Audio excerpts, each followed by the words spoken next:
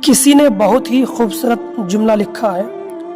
उसने कहा, जब छोटे थे तो लड़ाई होती थी, एक कहता था माँ मेरी है, दूसरा कहता था माँ मेरी है। फिर कहा चलो माँ ही से पूछते हैं, तो फिर माँ दोनों को हंसकर टाल देती थी, क्योंकि उसे पता था कोई वक्त और भी आएगा। एक जमाना था लड़ाई ये थी माँ मेरी है, माँ मेरी है। लेकिन फिर वक्त वो आया जब माँ बूढ़ी हो गई, तो अब लड़ाई इस बात की है कि माँ तेरी है, माँ तेरी है। कहते हैं मेरे बच्चे सोने नहीं पाते माँ के खांसी से, माँ तो रात भर खांसी करते हैं। आज वही माँ बोझ बनी है, जिस माँ के कदमों तले औलाद की जन्नत जुड़ी है।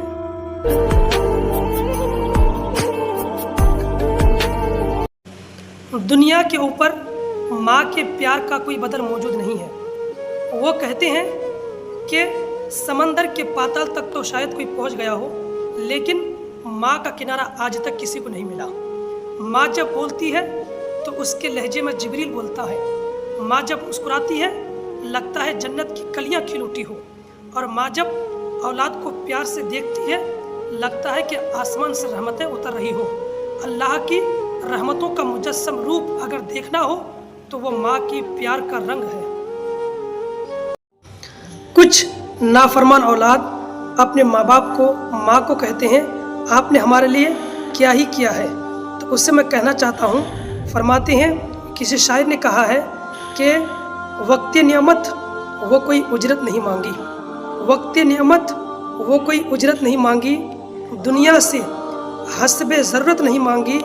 ये माँ का जिगर है कि लहू अपना पिलाकर, ये माँ का जिगर है कि लहू अपना पिलाकर बेटे से कभी दूध की कीमत नहीं मांगी। इसलिए बेटा अपने माँ बाप को कितना भी खुश कर ले, माँ बाप के दूध का हक कभी अदा नहीं कर सकेगा। हर गुनाह की सज़ा अल्लाह तबारक व तआला मुअख्खर कर देगा, यानी कि दुनिया में नहीं देगा, आखिरत में देगा या मुआफ़ फरमा देगा।